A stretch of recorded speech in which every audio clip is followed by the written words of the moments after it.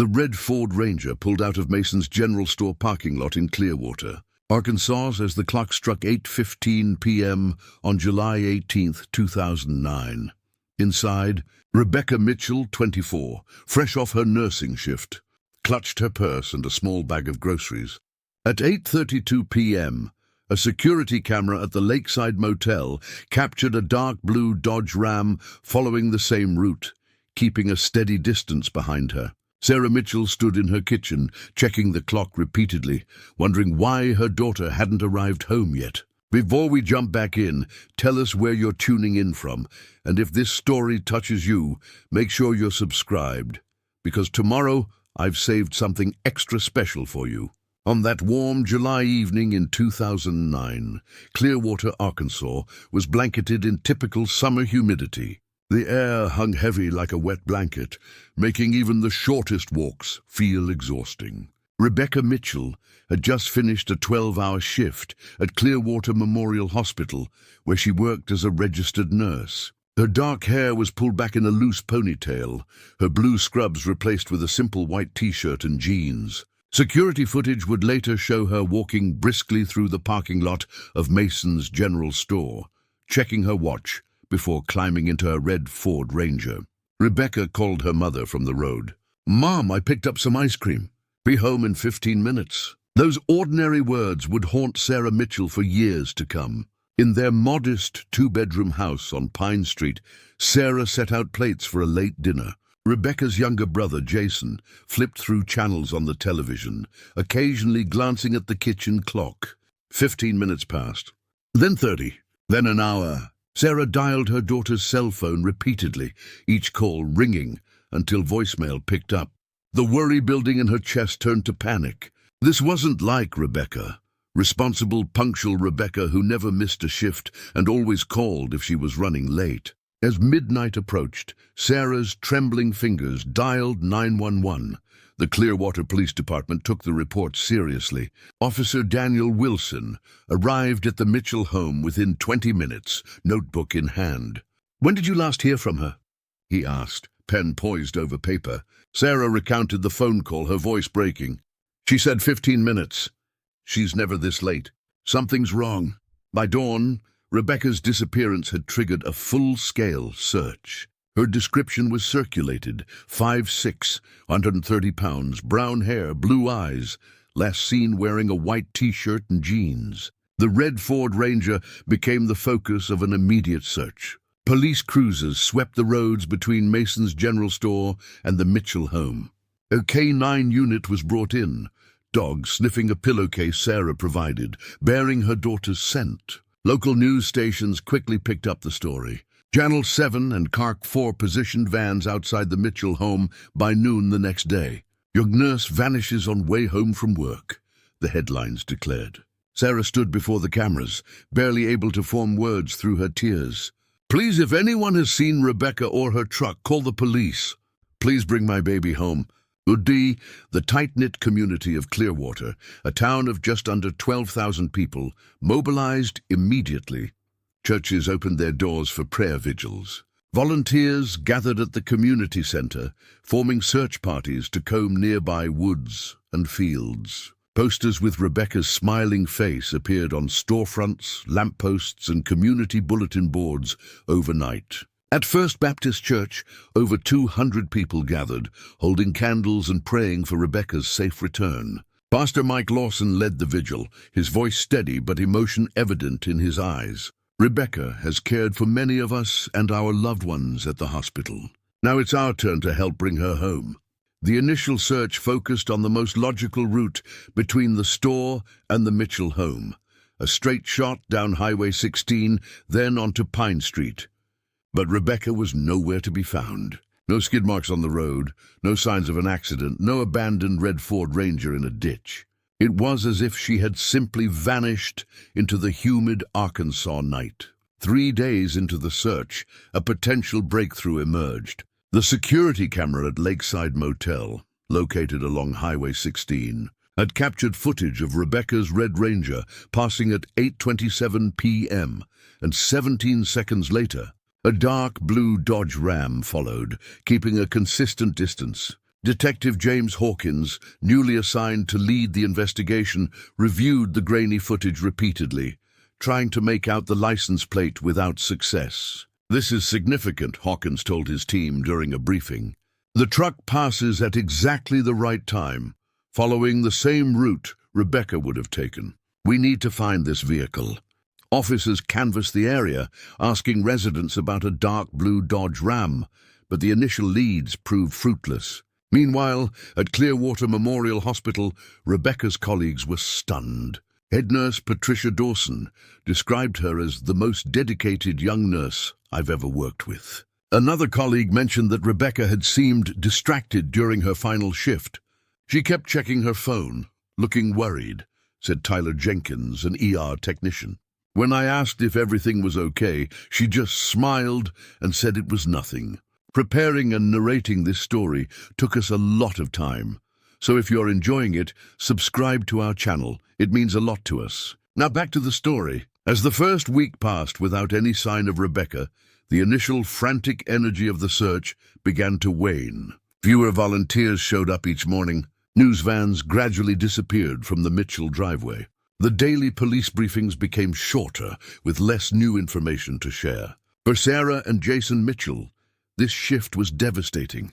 The world seemed to be moving on, while their lives remained frozen in grief and uncertainty. Detective Hawkins refused to let the case go cold so quickly. A veteran of the Clearwater Police Department with 15 years of experience, Hawkins was known for his methodical approach and unwavering persistence. He continued to interview everyone connected to Rebecca: colleagues, friends, former classmates, and patients she had cared for. One name that surfaced repeatedly was Eric Daniels, a local mechanic who had briefly dated Rebecca 6 months earlier. According to friends, the relationship had ended badly, with Eric becoming increasingly possessive. When questioned, Eric confirmed they had dated, but insisted he hadn't seen Rebecca in months. He claimed to have been at a bar called the Rusty Nail on the night she disappeared, an alibi supported by the bartender and several patrons. "Daniels has an alibi that checks out," Hawkins noted in his case file. "Multiple witnesses place him at the Rusty Nail from 7 p.m. until closing. But something about him doesn't sit right with me." The investigation also focused on Rebecca's work at the hospital. Had she encountered a patient who developed an unhealthy fixation? Hospital records were reviewed, and several former patients interviewed, but nothing concrete emerged. One nurse mentioned that Rebecca had been uncomfortable about a frequent visitor to the hospital, a delivery driver who often lingered around the nurse's station but couldn't provide a name or detailed description. 2 weeks after Rebecca's disappearance, a farmer reported finding a red Ford Ranger abandoned in a field about 15 miles east of Clearwater. Detective Hawkins arrived at the scene within 30 minutes, heart pounding with both hope and dread. The vehicle was indeed Rebecca's, identified by the license plate and a small nurse caduceus hanging from the rearview mirror. The truck had been wiped clean of fingerprints, the interior meticulously sanitized. No blood or signs of struggle were visible. Rebecca's purse was missing, along with her phone and the groceries she had purchased. The only personal item remaining was a hairband on the passenger seat floor, seemingly overlooked in the thorough cleaning. This discovery shifted the investigation dramatically. The location made no sense. It was in the opposite direction from Rebecca's route home, on a backcountry road rarely traveled except by local farmers. "Whoever took her knew this area well," Hawkins observed. "They chose this spot because it's isolated, unlikely to be found quickly." The search intensified around the field where the truck was discovered. Dive teams examined a small pond nearby. Cadaver dogs swept the surrounding woods. Helicopters with thermal imaging cameras flew overhead. But Rebecca Mitchell remained missing, and with each passing day, hope diminished. A month into the investigation, the case file had grown to hundreds of pages. Interviews, search reports, forensic analyses, and tips from the public filled multiple binders in Hawkins' office. The detective had a wall dedicated to the case, a timeline, maps marked with key locations, and photos of Rebecca smiling from the center of it all. Despite his efforts, the trail was growing cold. The blue Dodge Ram spotted in the motel footage remained unidentified. The crime scene team found no useful DNA evidence in Rebecca's truck. The few fingerprints recovered belonged to Rebecca, her mother, and her brother. With no body, no suspect, and dwindling leads, pressure mounted to reassign resources to other cases. In a painful meeting with Sarah Mitchell, Hawkins had to admit the investigation was at a standstill. "We're not giving up," he assured her, watching tears stream down her weathered face. "But I have to be honest with you. We need something new to break this case open." Sarah nodded, clutching a photo of Rebecca to her chest. "She's out there somewhere, Detective. My girl is out there, and someone knows what happened to her. I can't give up." Hawkins looked the young man in the eyes. "Not while I'm on the force. This case stays with me even if it's not my official assignment. I promise you that." By the end of August 2009, the Rebecca Mitchell case was officially classified as cold. The daily briefings stopped. The dedicated task force was dissolved, with officers returning to regular duties. Detective Hawkins was assigned new cases, though he spent countless off-duty hours reviewing Rebecca's file. For Sarah and Jason, this marked the beginning of a different kind of nightmare, the purgatory of not knowing. Sarah kept Rebecca's room exactly as she had left it that July morning. Fresh flowers were placed on her dresser weekly. Her nursing uniforms hung neatly in the closet. Her favorite books remained stacked on the bedside table. It was as if time had stopped in that room, waiting for its occupant to return. The Mitchell home became a shrine to absence. Sarah would sit in Rebecca's room for hours, touching her daughter's belongings, searching for some connection to her missing child. Jason threw himself into his studies, rarely speaking about his sister, but keeping her photo in his wallet.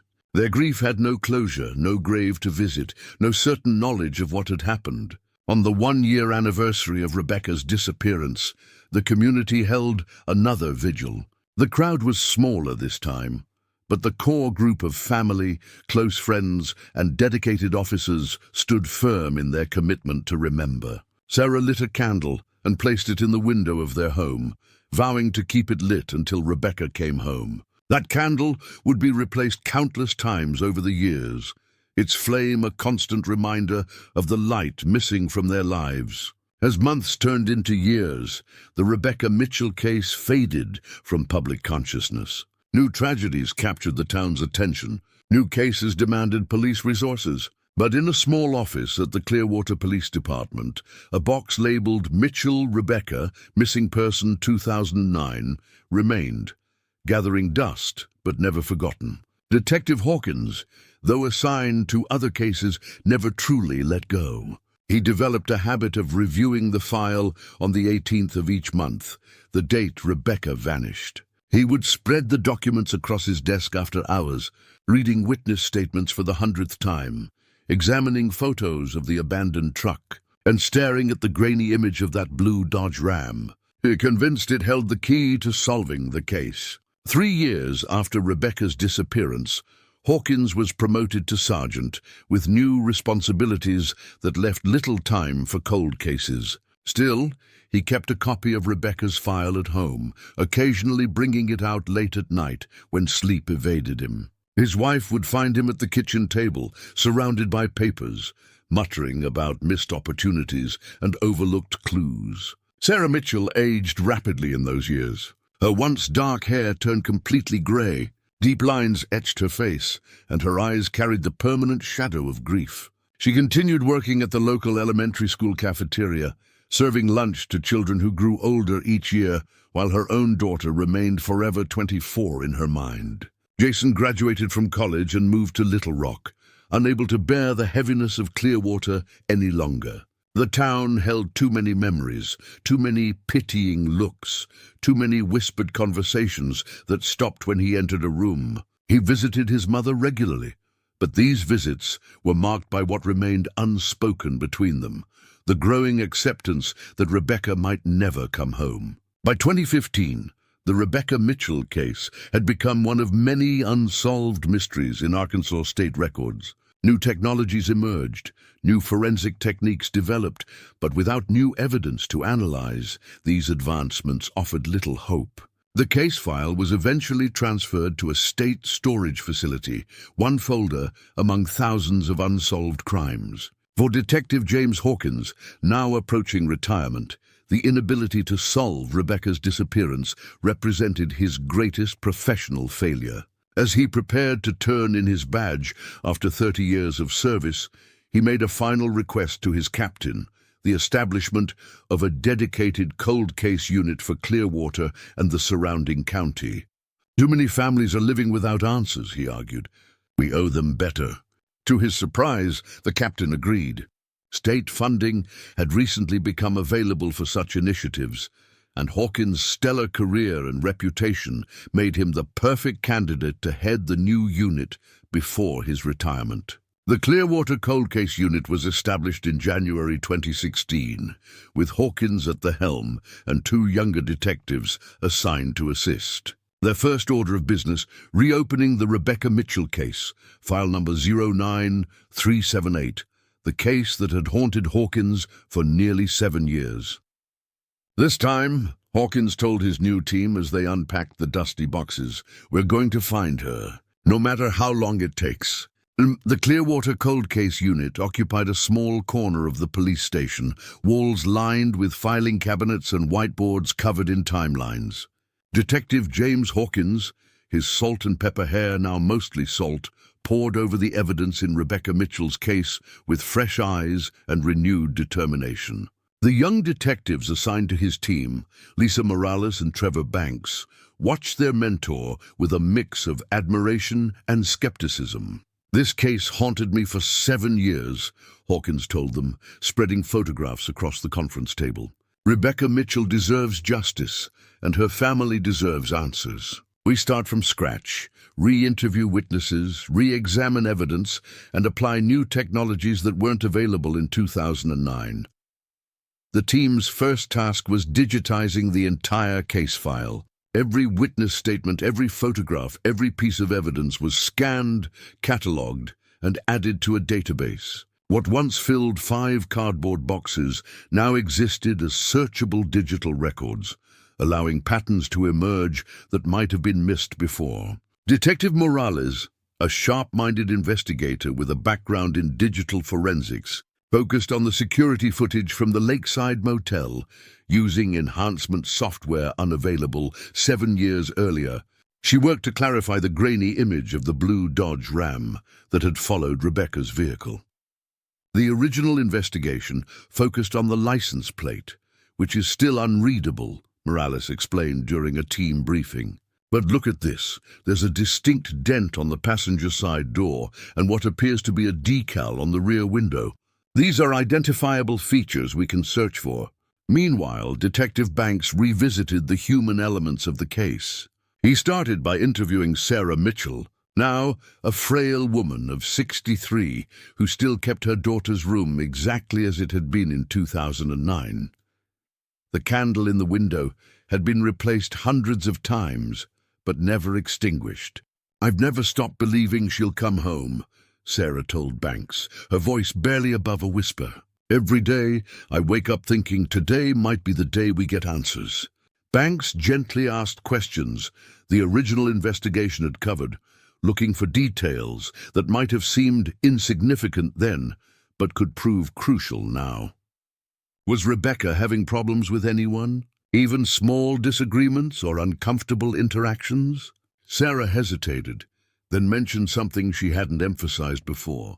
There was a man who delivered supplies to the hospital. Rebecca mentioned him a few times, said he always made conversation with her, asked when her shifts ended. She didn't think much of it, but it made her uneasy. This small detail, mentioned briefly in the original file but never thoroughly explored, became their first new lead.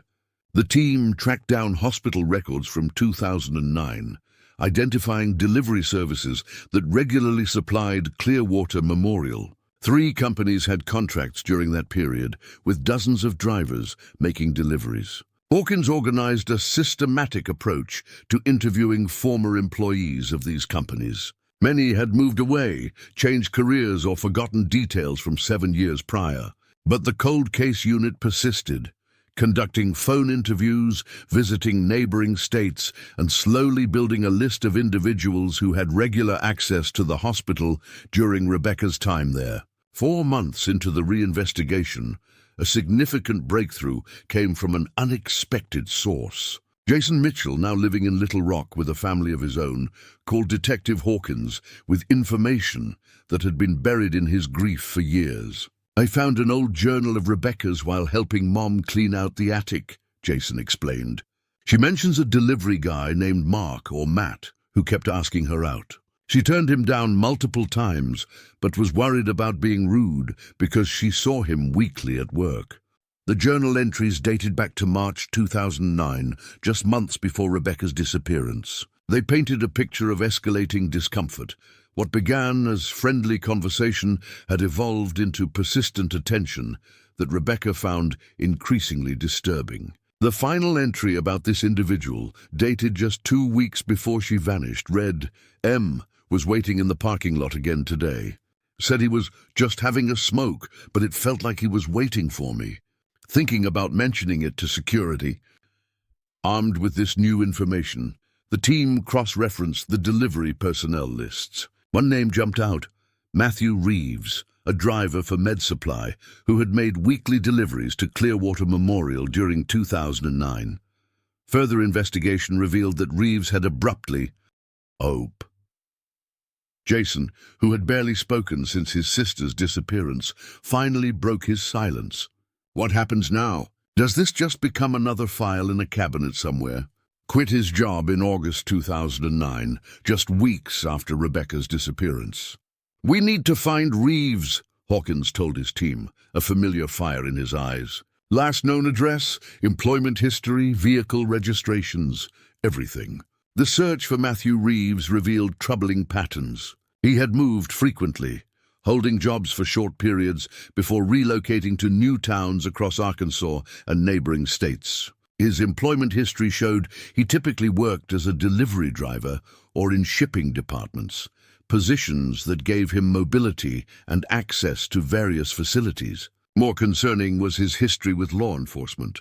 While never convicted of a serious crime, Reeves had 2 restraining orders filed against him by former co-workers, both young women who claimed he had harassed them after they declined his romantic advances. These incidents occurred in 2011 and 2014 after Rebecca's disappearance. Detective Banks located Reeves's vehicle registration records from 2009. He owned a dark blue Dodge Ram, Banks announced during a team meeting, placing the document on the table. Sold it in September 2009, just 2 months after Rebecca went missing. Hawkins stared at the paper, his hands trembling slightly. "After 7 years," he whispered, "we finally have a real suspect."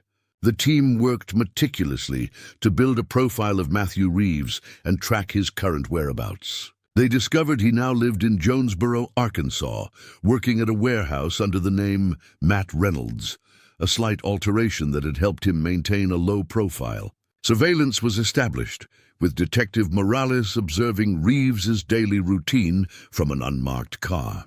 "He's methodical," she reported. "Same schedule every day.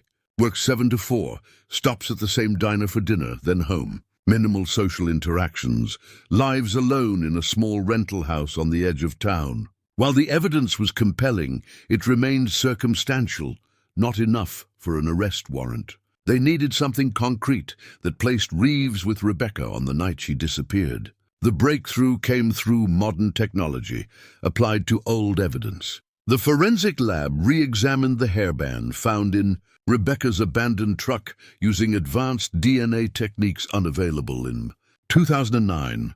The original investigation had determined it contained Rebecca's DNA as expected, but the new analysis detected a second genetic profile, partial but potentially usable for comparison.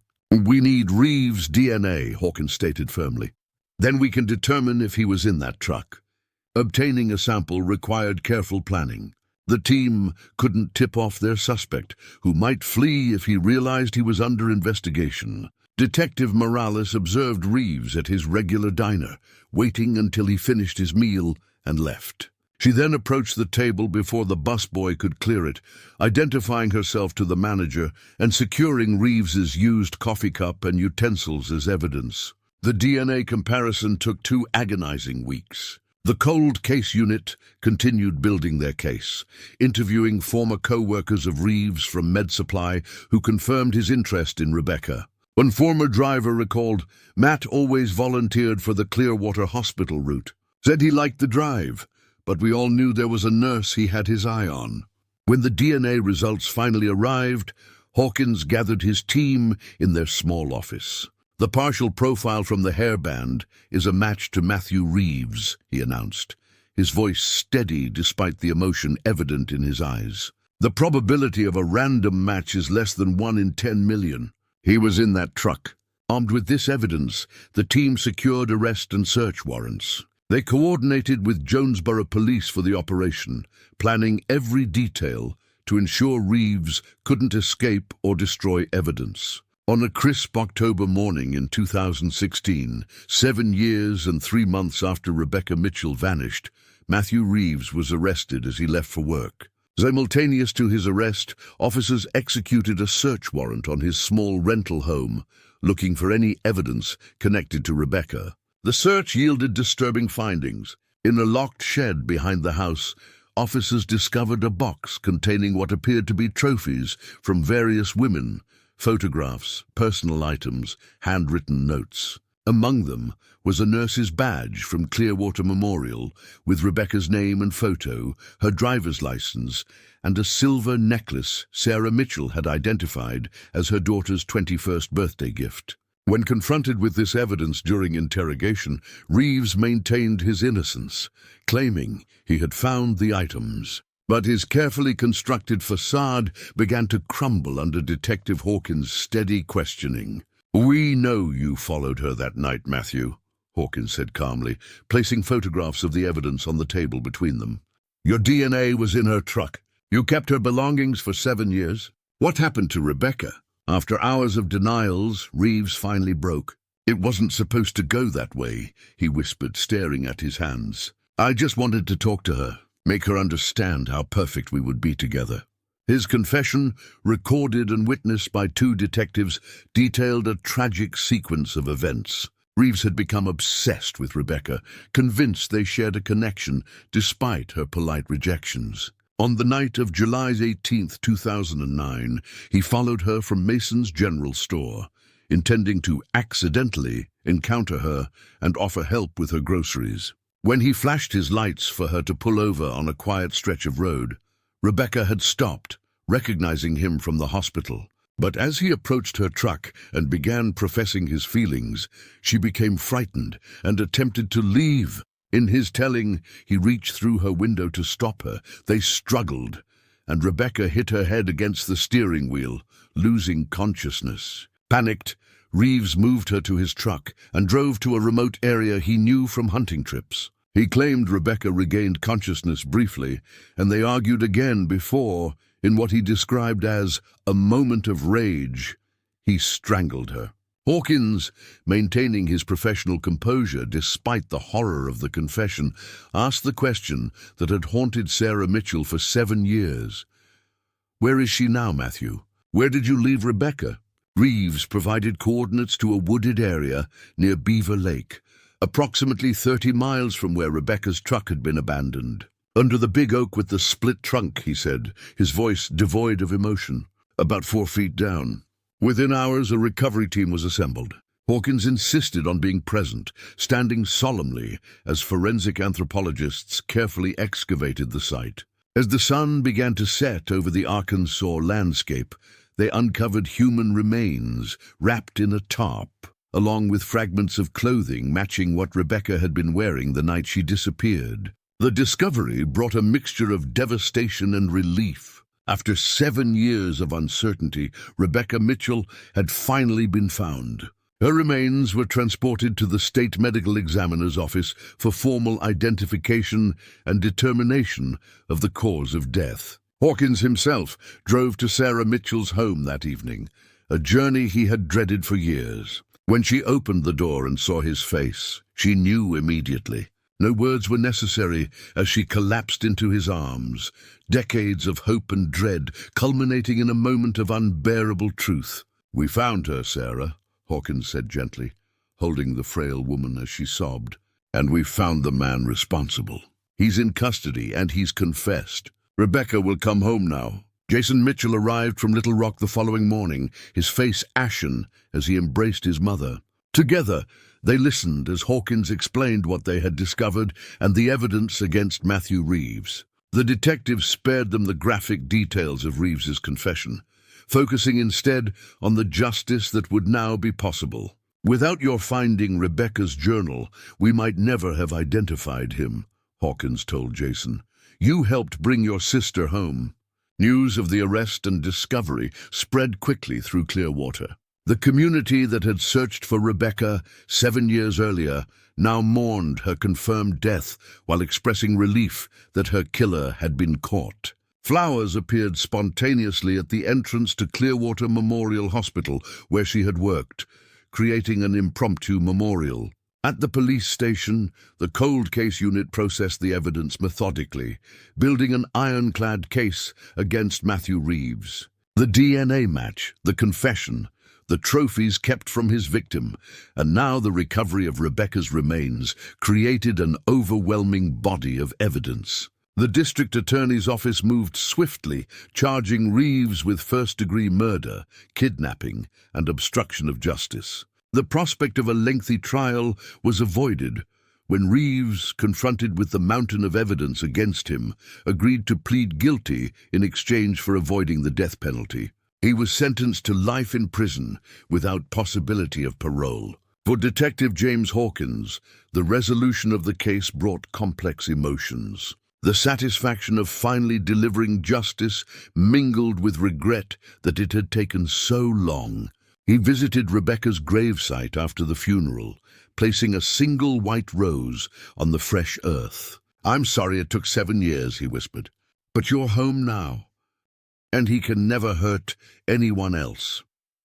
The success of the Mitchell case led to increased funding and resources for the Clearwater Cold Case Unit.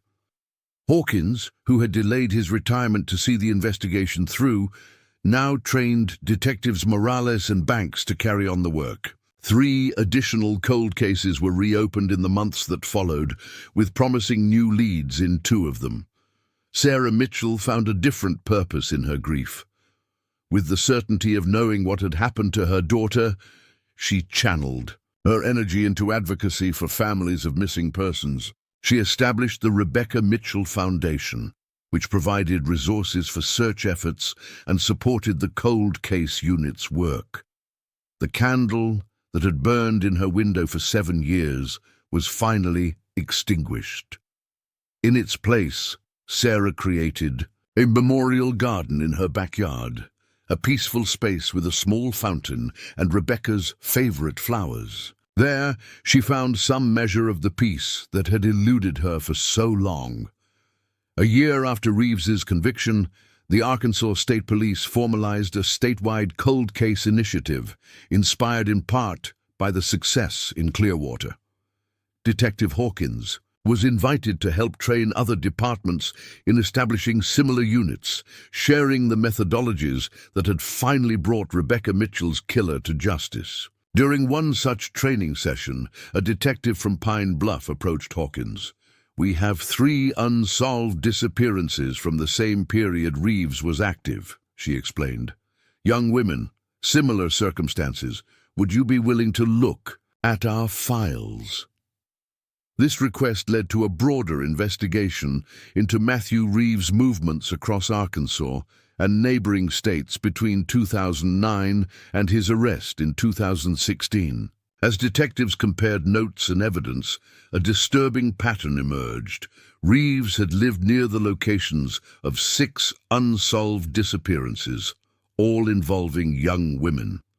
When confronted with this evidence in prison, Reeves initially maintained his silence, but faced with the possibility of additional charges, he eventually confessed to 3 more murders, providing locations where investigators found remains. For 3 other missing women, he denied involvement, and investigations continued. These revelations sent shockwaves through the communities affected. Rebecca Mitchell was not an isolated victim, but part of a pattern of predatory behavior that had gone undetected for years. The case highlighted critical gaps in how information was shared between jurisdictions and the importance of connecting seemingly unrelated cases. For the families of these additional victims, the discovery brought the same bitter mixture of grief and closure the Mitchells had experienced. Sarah reached out to these families, offering the understanding that only someone who had walked the same painful path could provide. "The not knowing is its own special hell," she told a mother from Tennessee whose daughter had been missing since 2013. "Finding the truth hurts terribly, but it also sets you free from the torture of endless questions." Detective Hawkins finally retired in 2018, having extended his career by 3 years to see the expanded investigation through. At his retirement ceremony, he was honored not only by his department, but by representatives from multiple jurisdictions whose cold cases had been solved through the connections to Reeves. The Clearwater police chief presented Hawkins with a special commendation, noting, "Some detectives count their successes in arrests made. James Hawkins measures his in families who finally received answers. His persistence in the face of seemingly impossible odds has set a new standard for cold case investigation in our state." As Hawkins prepared to hand over his badge, Sarah Mitchell approached him, tears in her eyes, but a genuine smile on her face, perhaps the first he had seen since that terrible July in 2009. "You promised me you wouldn't let Rebecca be forgotten," she said, taking his hands in hers. "You kept that promise when everyone else had moved on. How can I ever thank you for that?" Hawkins shook his head, emotion threatening to overwhelm his usual composure. "Seeing you and Jason find some peace is all the thanks I need. Rebecca deserved justice, and you deserved the truth." The lessons from the Rebecca Mitchell case reverberated throughout law enforcement in Arkansas and beyond. The importance of preserving evidence for future technological advances, the value of digitizing old case files, the critical need for cross-jurisdictional cooperation, all became standard practices in departments across the state. For the young detectives Hawkins had trained, his approach to the Mitchell case became a blueprint for their own investigations. Detective Morales, who eventually took over leadership of the cold case unit, often repeated Hawkins' mantra to new team members. "No victim is ever just a file number. No case is ever truly cold as long as someone remembers." In Clearwater, Rebecca Mitchell's story became part of the community's shared history, a tragedy that had touched everyone, a mystery finally solved through perseverance and advances in forensic science. The annual vigil at First Baptist Church transformed from a somber remembrance of a missing woman to a celebration of justice finally delivered and a community healing together. The Rebecca Mitchell Foundation grew to support cold case investigations across Arkansas. Jason Mitchell, now serving on its board of directors, worked with law enforcement agencies to implement better systems for tracking and sharing information about missing persons cases. "My sister's case might have been solved years earlier if these systems had been in place," he often noted during fundraising events. Every family deserves answers, no matter how long it takes. As for Detective James Hawkins, retirement brought not an end, but a transition. He continued consulting on cold cases, his expertise sought by departments facing their own seemingly unsolvable mysteries.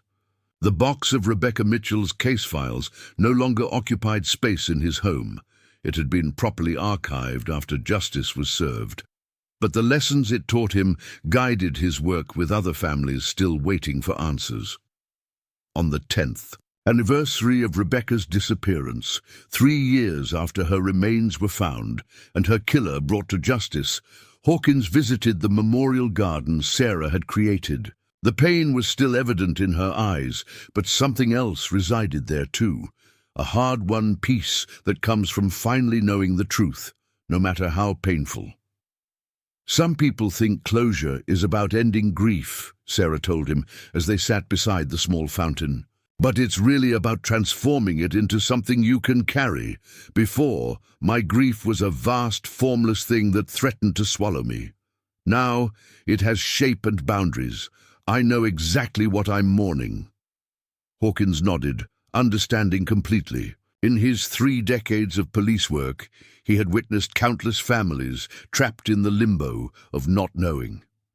The cases that haunted him most were not the ones where justice came quickly, but those like Rebecca's, where years passed with questions unanswered and hope slowly eroding. The cold case work continues, he assured her.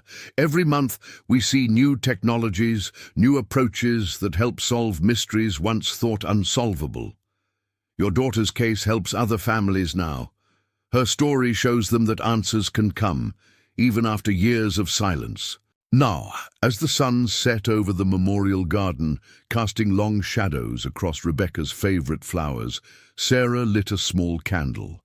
Not the perpetual flame of uncertain waiting that had burned in her window for 7 years, but a gentle light of remembrance and peace. "This is what justice feels like," she whispered, watching the flame dance in the evening breeze.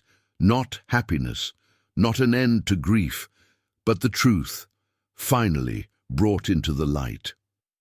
The conviction of Matthew Reeves brought a wave of national attention to the work of small-town cold case units.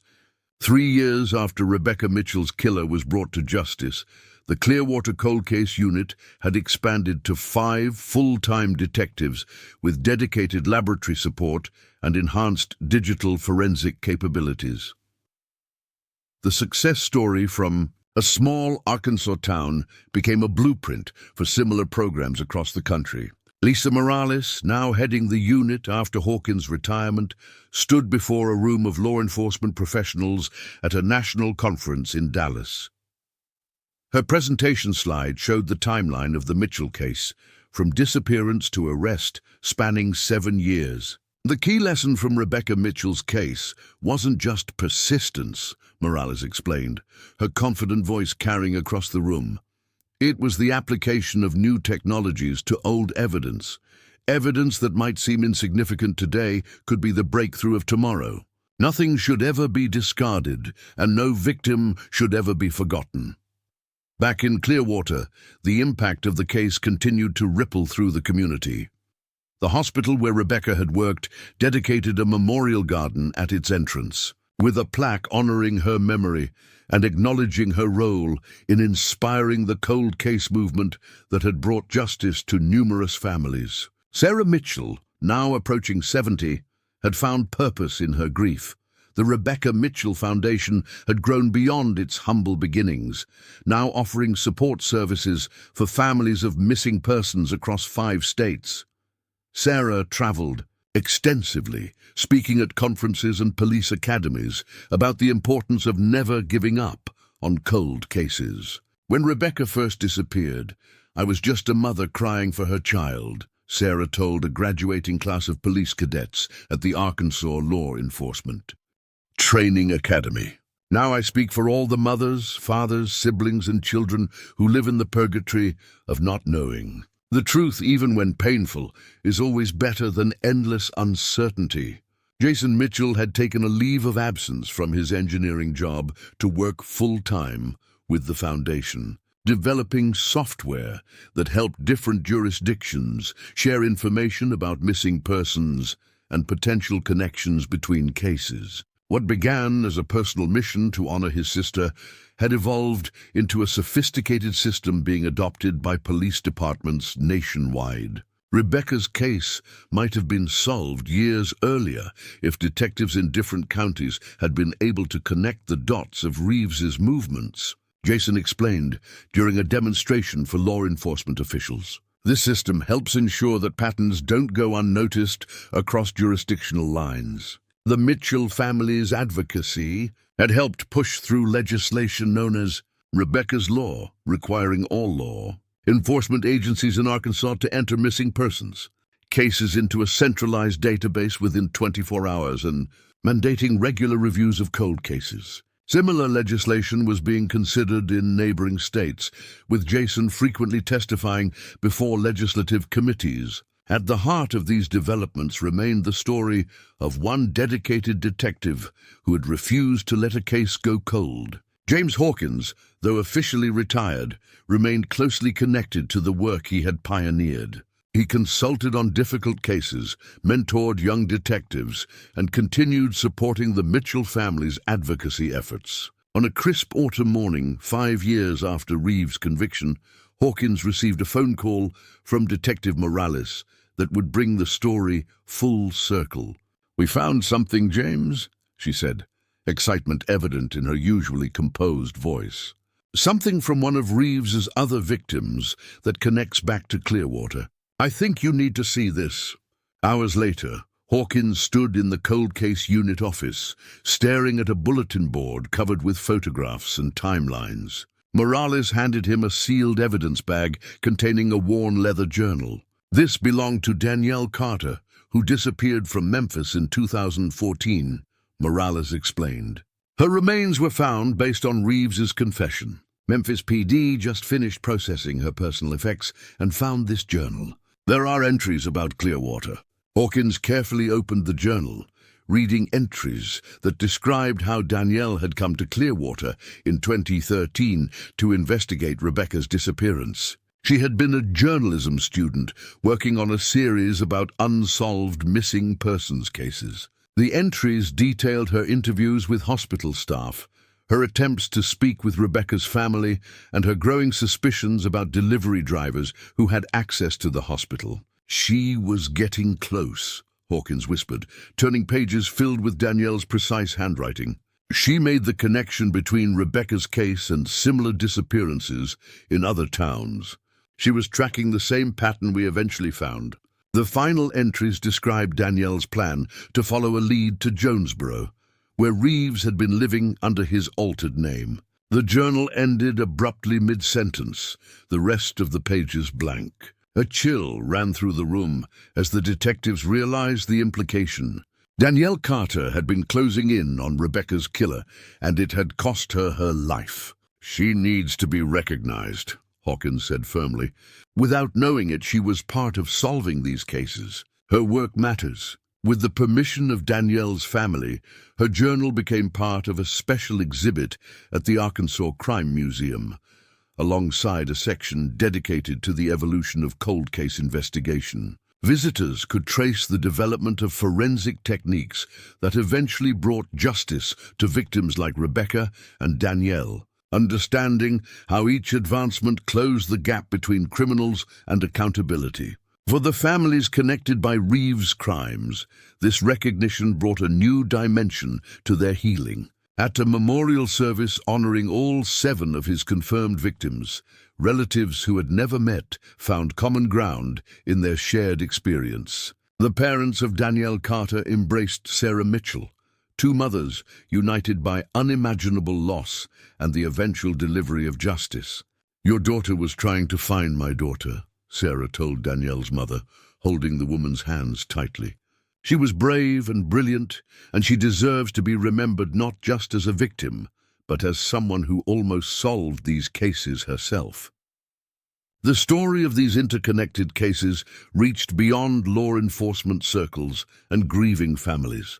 A documentary filmmaker approached the Mitchells and other families, proposing a series that would focus not on the sensational aspects of the crimes, but on the evolution of investigative techniques and the impact on communities. With careful consideration, the families agreed, seeing an opportunity to educate the public about the importance of supporting cold case work. The resulting series, titled Never Forgotten: The Legacy of Rebecca Mitchell, premiered on a major streaming platform, bringing national attention to the advancements in cold case investigation. The series highlighted the human stories behind the statistics, not just the victims, but the detectives, forensic scientists, and family members whose persistence had eventually led to justice. Detective Hawkins, initially reluctant to appear on camera, ultimately agreed to participate, hoping his experience might inspire other investigators facing seemingly unsolvable cases. The most important quality in cold case work isn't brilliance or specialized knowledge, he explained in his interview. It's the refusal to accept that a case can't be solved. Technology changes. Evidence that tells us nothing today might speak volumes tomorrow. But only if someone is still listening. The documentary's success led to renewed interest in other unsolved cases across the country. Tips began flooding into police departments, and cold case units reported increased support from both the public and government funding sources. The Rebecca effect, as it became known in law enforcement circles, demonstrated how one successfully resolved case could revitalize efforts on behalf of countless other victims. In Clearwater, the impact was especially profound. The small police department that had once struggled to maintain focus on a single cold case now hosted training programs for officers from across the country. Detective Morales, recognized nationally for her work, implemented protocols that became standard practice in departments of all sizes. What we learned from the Mitchell case is that the truth doesn't expire, Morales often told visiting officers. Evidence degrades, memories fade, witnesses move on or pass away. But the truth remains, waiting to be discovered. Our job is to keep looking until we find it. 7 years after Reeves's conviction, on what would have been Rebecca's 38th birthday, Sarah Mitchell stood before a crowd gathered at the dedication of the new Rebecca Mitchell Center for Missing Persons. The facility, funded through a combination of state resources and private donations, would serve as a centralized hub for cold case investigation across the state, with satellite offices planned for neighboring states. When my daughter disappeared, I felt like I was screaming into a void, Sarah said, her voice steady despite the emotion evident in her eyes.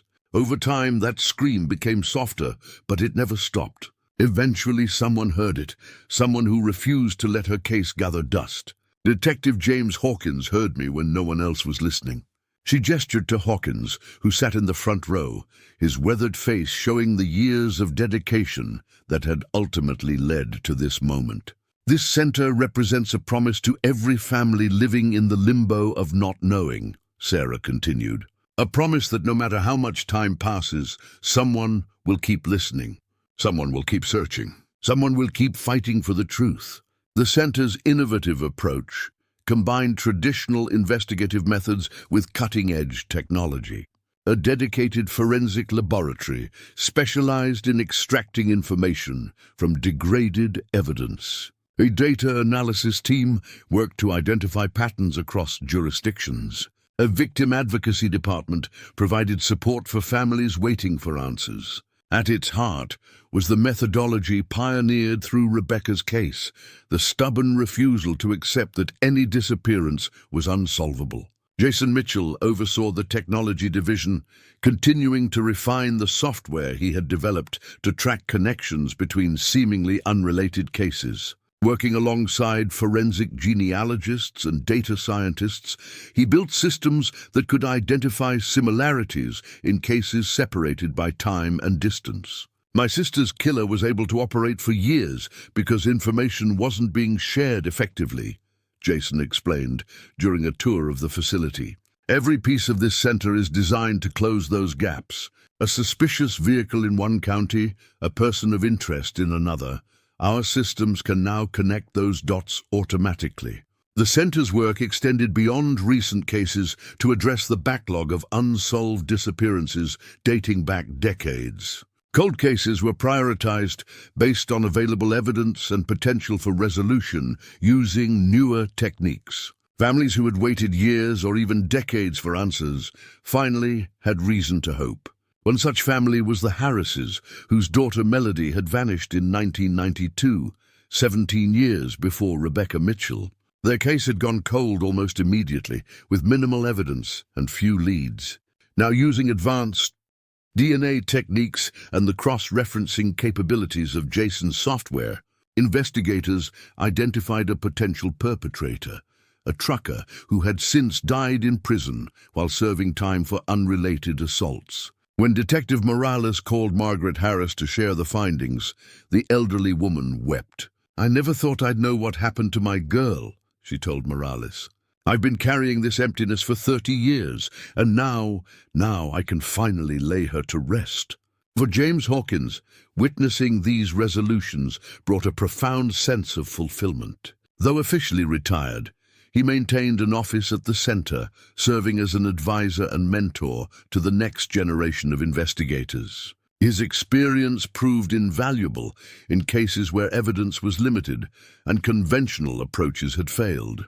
"James has a particular genius for seeing connections the rest of us miss," Detective Morales commented during a staff meeting. "He approaches each case with both scientific rigor and human intuition. That balance is something we all strive to achieve." Hawkins himself was more modest about his contributions. "I just remember that behind every case file is a family like the Mitchells," he explained to a new recruit who had asked for advice. "People whose lives stopped the day their loved one disappeared. Our job is to help them start living again, even if the truth we deliver is painful." This philosophy permeated the center's operations. Beyond solving cases, the staff focused on supporting families through every stage of the process, from initial reporting through investigation and eventual resolution. Trauma counselors worked alongside detectives, recognizing that justice alone wasn't enough for healing. Sarah Mitchell regularly met with newly bereaved families, sharing her experience of both the endless waiting and the complex emotions that accompanied finally knowing the truth. Her gentle wisdom provided comfort that professional services alone couldn't offer, the understanding of someone who had walked the same painful path. "The hardest lesson I learned was that closure isn't what we imagine it to be," she told one mother whose daughter had been missing for 3 months. "It's not a moment when the pain suddenly stops. It's a gradual process of accepting the truth and finding a way to carry it with you. But even an unbearable truth is better than not knowing." 10 years after Rebecca's remains were found, the center had helped resolve over 60 previously cold cases across Arkansas and neighboring states. Each resolution represented not just a statistical success, but a family finally able to move forward from the purgatory of uncertainty. National law enforcement agencies took notice of the center's achievements. The FBI sent agents to study their methodologies, implementing similar approaches in field offices across the country.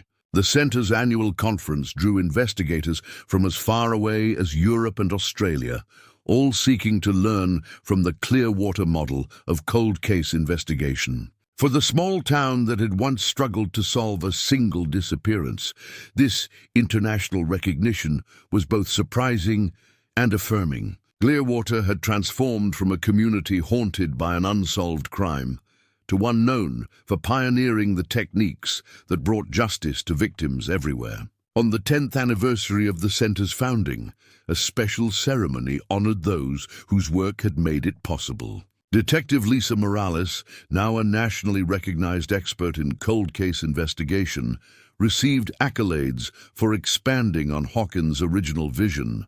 Jason Mitchell was recognized for technological innovations that had revolutionized how cases were connected across jurisdictions. But the most moving moment came when Sarah Mitchell took the stage to present a Lifetime Achievement Award to James Hawkins. Now in his 70s, Hawkins moved slowly, but still carried himself with the same quiet determination that had driven him to solve Rebecca's case when others had given up. "Some people might wonder why we continue to pursue cases from the distant past," Sarah said, holding the crystal plaque that would be presented to Hawkins. "They ask why we devote resources to crimes committed years or decades ago.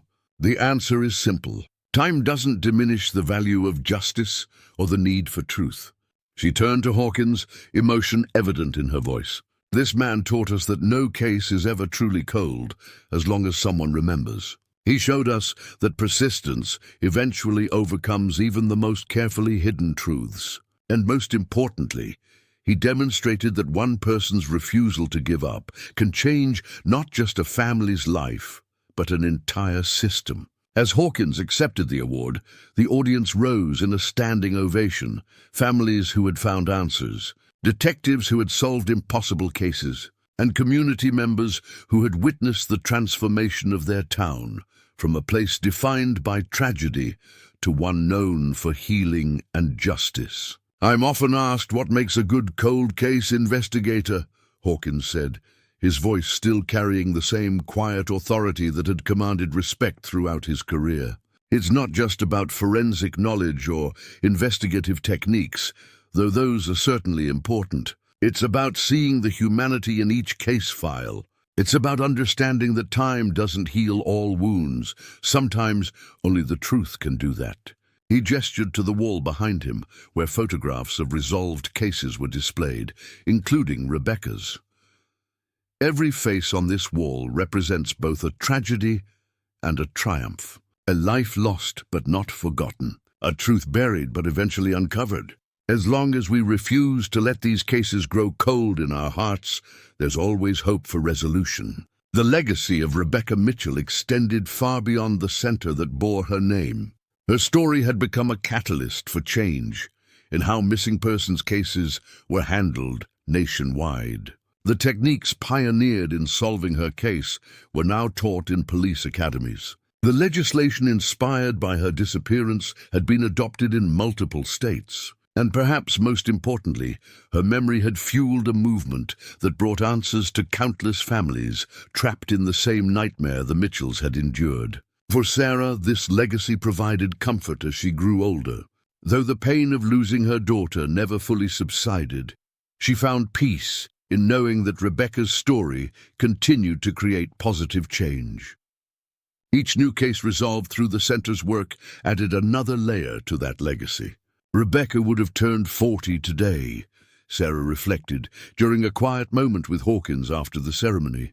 "I still wonder about the life she might have lived, the career she would have built, the family she might have started. Those possibilities were stolen from her. But what wasn't stolen was her impact on the world. In a way she never could have imagined, she's saving lives and bringing peace to families like ours." Hawkins nodded, understanding completely. "Some cases change you forever," he said softly. "They become part of who you are. Rebecca's case changed me, changed all of us. And through that change, we've been able to help others find the truth they deserve." As the sun set over the center that evening, Sarah stood in the memorial garden, where a simple stone marker bore Rebecca's name alongside the words that had become the center's unofficial motto: "No victim forgotten, no case truly cold." She placed a single white rose beneath the marker, a tradition she had maintained since Rebecca's remains were finally laid to rest. The garden had become a place of reflection, not just for the Mitchell family, but for all those connected to the center's work. Investigators needing a moment of quiet contemplation, families visiting to honor loved ones found through the center's efforts, and community members paying respects to the young woman whose tragedy had ultimately created so much healing. "The truth matters," Sarah whispered, touching the cool stone.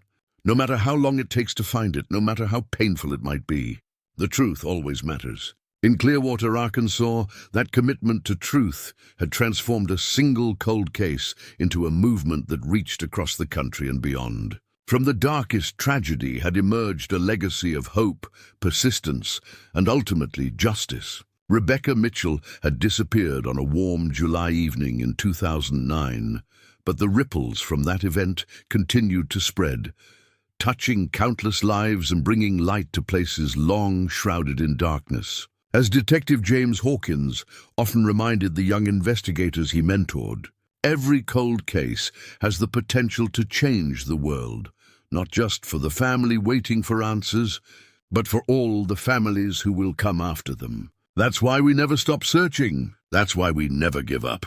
In the quiet garden at twilight, with Rebecca's marker casting a long shadow across the peaceful grounds, that promise remained as strong as ever. No victim forgotten, No case truly cold. The work would continue, inspired by one family's long journey from despair to justice and one detective's refusal to let the truth remain buried. 15 years after Rebecca Mitchell's disappearance, the impact of her case continued to expand.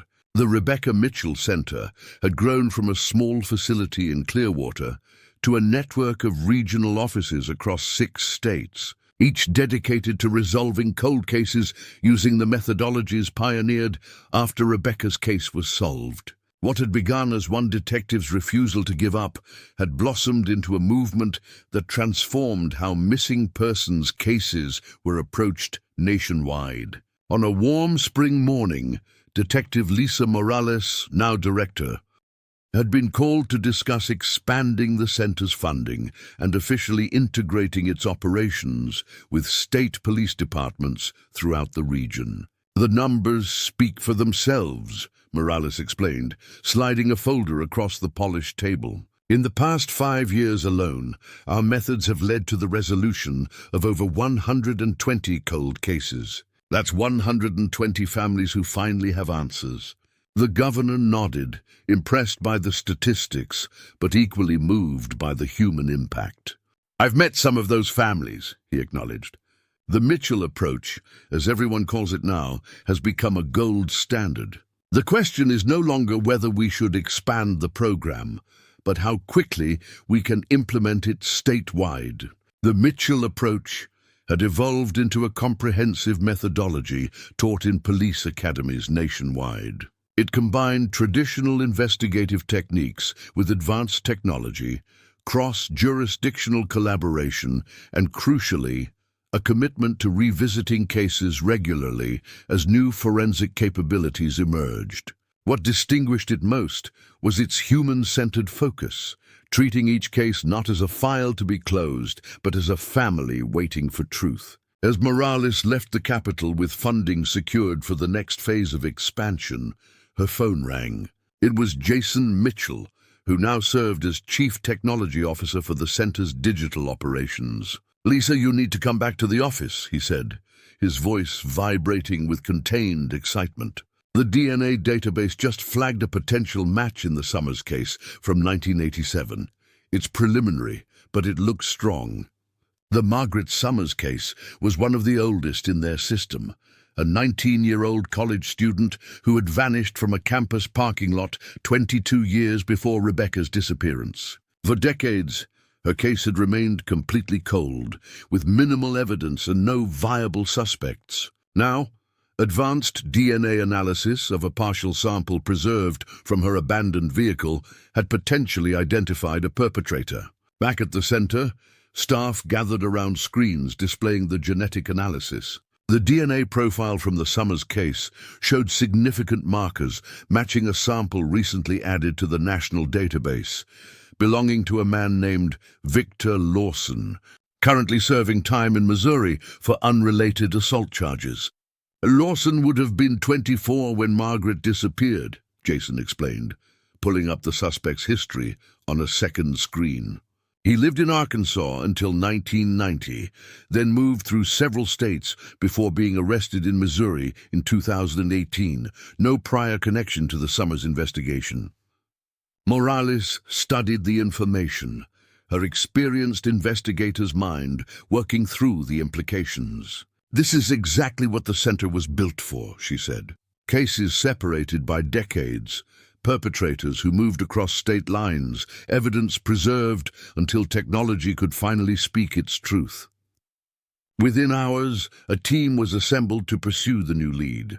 Detectives would travel to interview Lawson in prison. Forensic specialists would re-examine all physical evidence from the Summers case. And Jason's digital team would trace Lawson's movements over the decades to identify potential connections to other unsolved disappearances. Before they departed, Morales made a call to James Hawkins. Though now in his late 70s and officially retired for many years, Hawkins remained connected to the center's work. His experience and insight were still valued, particularly in cases like this one that spanned multiple decades. "Another cold case warming up," Hawkins commented when he heard the news. Margaret Summers, I remember when that happened. I was just a rookie then, not even assigned to the case. Never thought I'd see the day it might be solved. The DNA match wouldn't have been possible without the preservation protocols you implemented after the Mitchell case, Morales reminded him. Your insistence on maintaining every piece of evidence, no matter how seemingly insignificant, is why we have a sample to compare at all. As the investigation into the Summers case accelerated, Sarah Mitchell watched from her position on the Center's advisory board. Now in her 70s, she had witnessed the evolution of cold case investigation from the desperate searches for her own daughter to the sophisticated, multidisciplinary approach that defined the Center's work. Every case that's solved brings me a measure of peace, she confided to Morales during a quiet moment between meetings. It's like each family that gets answers helps heal a small piece of my heart. Rebecca would be proud of what her story has created. The Margaret Summers investigation proved challenging despite the DNA evidence. Lawson refused to speak with investigators. His prison record showed a pattern of violence against women, and his movements over 35 years were difficult to track with precision.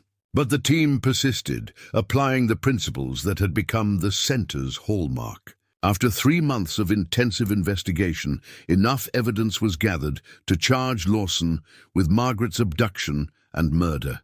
When faced with the comprehensive case against him, Lawson finally broke his silence, confessing not only to Margaret's murder, but to 2 other unsolved disappearances from the same era. For Margaret's family, who had waited nearly 40 years for answers, the resolution brought a complex mixture of grief and relief. Her mother, now in her 80s, received the news with quiet dignity. I never thought I'd know before I died, she told the detectives who visited her assisted living facility. For so many years, I imagined every possible scenario. The truth is painful, but now I can stop imagining and finally grieve for what actually happened. News of the breakthrough spread quickly through law enforcement channels. The resolution of a case nearly 40 years cold demonstrated the value of preserving evidence indefinitely and revisiting cold cases with new technology. Police departments that had been hesitant to allocate resources to decades-old cases began reconsidering their approaches. At the annual conference on cold case investigation, held that year in Little Rock, the Summers case was presented as a case study in persistence. Detectives from across the country gathered to learn how advances in DNA analysis, combined with methodical investigation, had finally brought justice in a case once thought unsolvable. The Mitchell legacy continues to grow, one speaker noted, gesturing to a slide showing the timeline from Rebecca's disappearance to the resolution of the Summers case 15 years later. What began as one detective's refusal to let a case go cold has evolved into a movement that's changing how we approach justice in this country. James Hawkins, invited to give the keynote address, moved slowly to the podium, his physical strength diminished by age, but his voice still carrying the authority earned through decades of dedicated service. When I look around this room, he began, surveying the hundreds of law enforcement professionals gathered before him, I see the future of justice, not just for recent crimes, but for those that have lingered in the shadows for years or decades. Every cold case represents a promise unfulfilled, a promise to victims and their families that the truth matters, no matter how long it takes to discover. He paused, gathering his thoughts. 15 years ago, when we finally found Rebecca Mitchell and arrested her killer, I thought perhaps I'd reached the pinnacle of my career. What I didn't realize then was that solving Rebecca's case wasn't an endpoint, it was a beginning. The beginning of a new approach to cold cases that would eventually bring answers to hundreds of families. As Hawkins spoke, a slideshow behind him displayed photographs of cases resolved through the Mitchell approach, faces of the missing who had finally been found, families who had received answers after years of uncertainty, and communities healed through the delivery of long-delayed justice. The most important lesson I've learned in my career is that time is both our enemy and our ally in cold case work, Hawkins continued. It erases evidence, fades memories, and disperses witnesses. But it also brings new technologies, new methodologies, and sometimes new witnesses willing to come forward. Our job is to preserve everything possible until time works in our favor.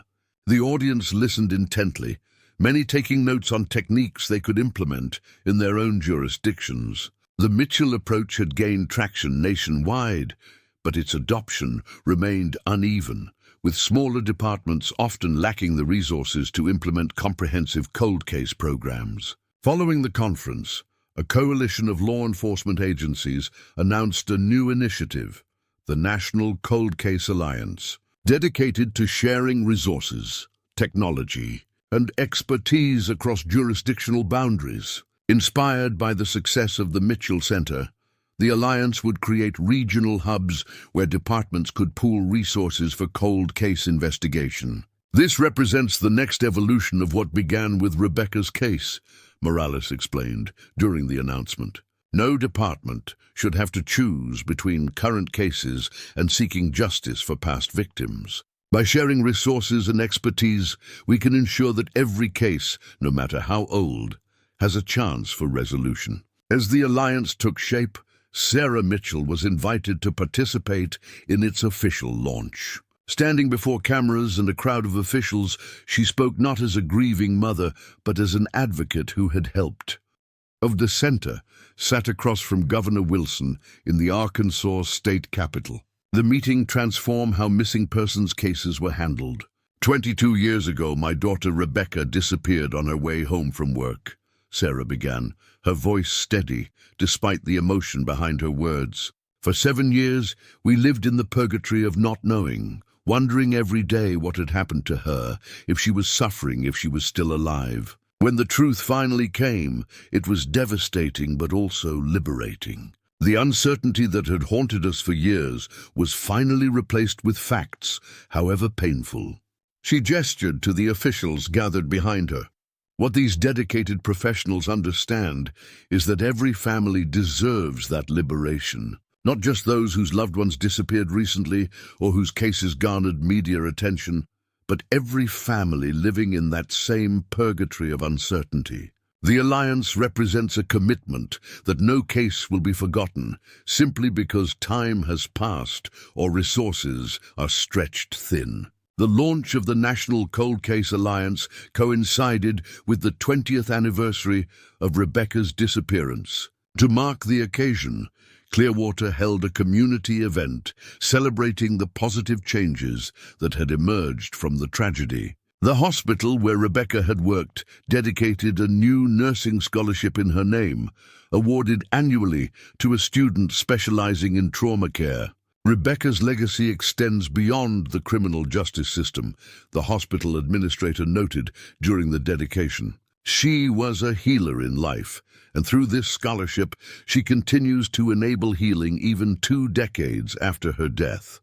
For Jason Mitchell, now a father himself, the anniversary prompted reflection on how his sister's case had shaped his life's work. His daughter, named Rebecca after the aunt she would never meet, was now 11, fascinated by her father's work and the technology he developed to help solve cold cases. Sometimes I look at my Rebecca and wonder what my sister would think of her namesake, Jason confided to Hawkins during a quiet moment at the anniversary event. She would have been an amazing aunt. But then I think about all the families who have answers because of what happened after we lost her, and I hope she would find some meaning in that. Hawkins nodded, understanding completely. Your sister changed the world, Jason, not in the way she might have chosen, but profoundly nonetheless. Every case we solve, every family that finds peace, that's Rebecca's legacy continuing to grow. The impact of that legacy became even more apparent in the following months as the Alliance began coordinating its first major initiative, a comprehensive review of unsolved disappearances, with potential connections across multiple states. Using the database architecture developed by Jason and his team, investigators identified patterns that had previously gone unnoticed when cases were examined in isolation. One such pattern led to a startling discovery: A truck driver named Harold Weber, who had traversed routes through 5 states between 1998 and 2011, could be connected to at least 7 unsolved disappearances. When confronted with the evidence compiled through the Alliance's collaborative approach, Weber confessed to 11 murders spanning his trucking career. The case made national headlines, not just for the number of victims, but for the methodology that had finally brought Weber to justice.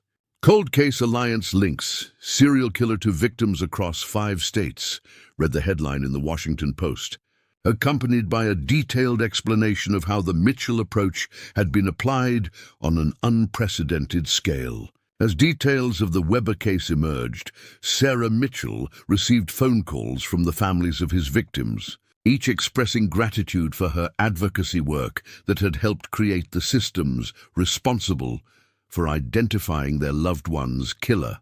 Without what you started after Rebecca, they might never have connected these cases, one mother told her. My daughter disappeared 15 years ago, and until now, I had no idea what happened to her. You've given me the answers I needed to finally move forward. These conversations affirmed for Sarah that her daughter's story continued to create positive change, even 2 decades after her disappearance.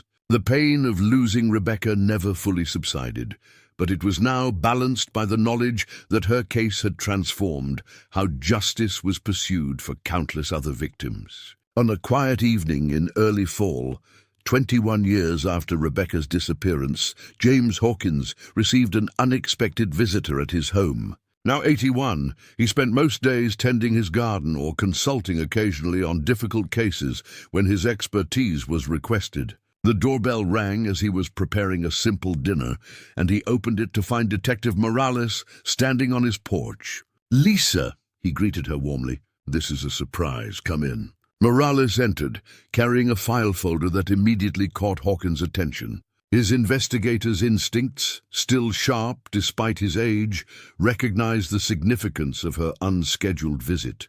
"We found something, James," she said, echoing the words she had spoken years earlier when Danielle Carter's journal had surfaced. Something connected to Rebecca's case. She opened the folder on his dining table, revealing photographs of jewelry recovered during a recent investigation. These items were found in a storage unit in Tennessee that belonged to Matthew Reeves. It was rented under a false name, but we confirmed it was his. The facility finally cleared it out after years of unpaid rent. Hawkins studied the photographs. Necklaces, rings, watches, and other personal items, carefully arranged and photographed by evidence technicians. "More trophies," he said quietly, recognizing the significance immediately. Morales nodded. 17 distinct collections of items. We've already matched 3 to known victims, including items that belonged to Danielle Carter. The others could represent unknown victims. The implications hung heavily in the air between them. Matthew Reeves, already serving multiple life sentences for 7 confirmed murders, might be responsible for many more. The discovery suggested his activities had been far more extensive than previously known. "We need to identify these victims," Hawkins said, his resolve undiminished by age. "Every one of these items represents someone's daughter, sister, or mother. They all deserve to be found." In the following weeks, the Alliance mobilized its resources to investigate the new evidence. Photographs of the recovered items were carefully released to the public, generating dozens of potential leads. DNA analysis was performed on each piece, searching for genetic material that might help identify the original owners. The investigation into Reeves' additional victims became the most comprehensive cold case operation in the region's history.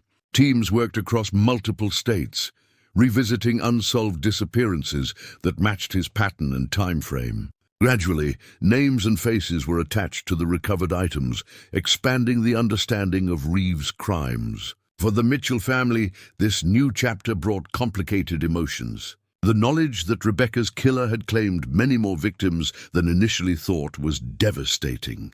But the opportunity to bring answers to additional families aligned perfectly with the mission they had embraced over the years. "Each identification is bittersweet," Sarah confided to Hawkins during a briefing on the investigation's progress. Every family deserves to know what happened to their loved one, but I wish, with all my heart, that none of us had to face this particular truth."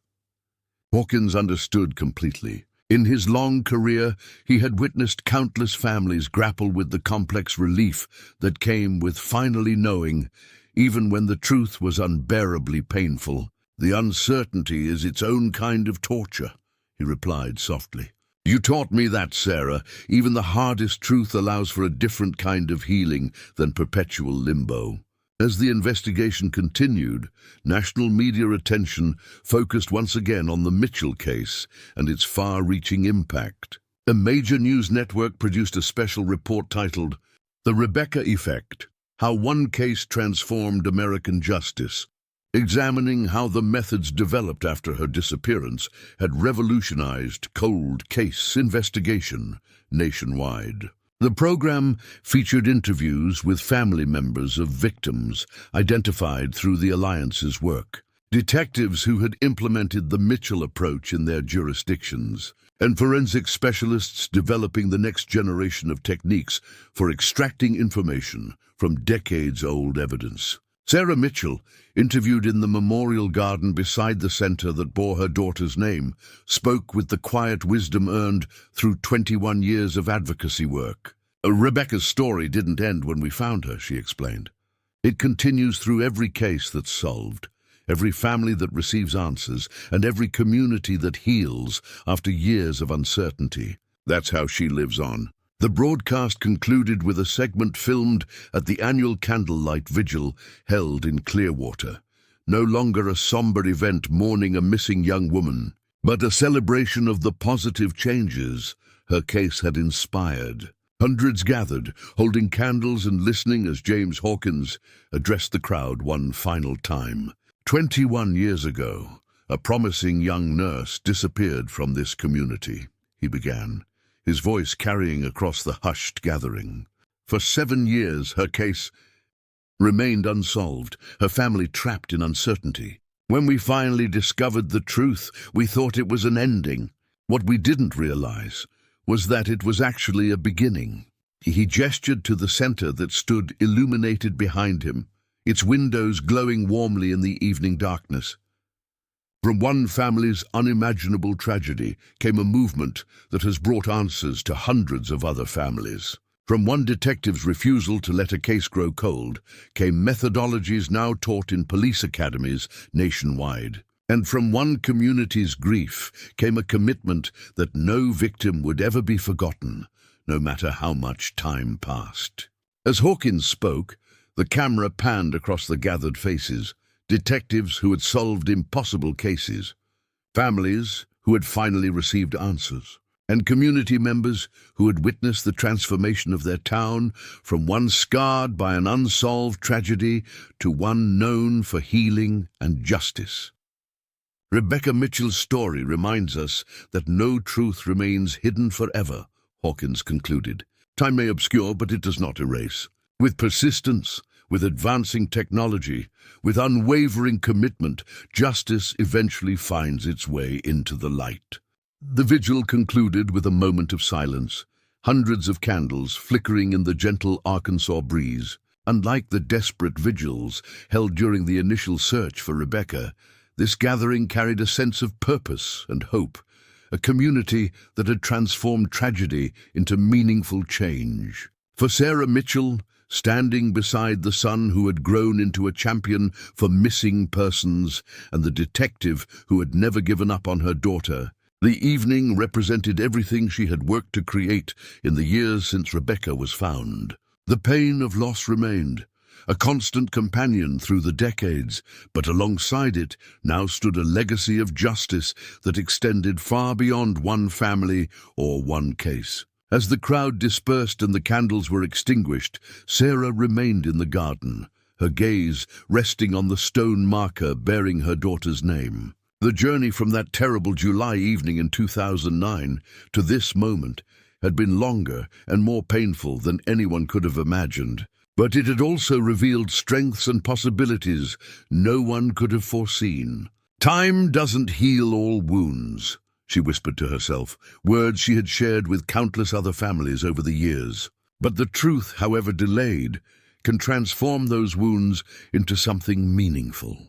Behind her, the lights of the Rebecca Mitchell Center remained illuminated through the night, a beacon of hope for families still waiting for answers, and a testament to the enduring power of one detective's promise, never to forget. Up next, you've got two more standout stories right on your screen.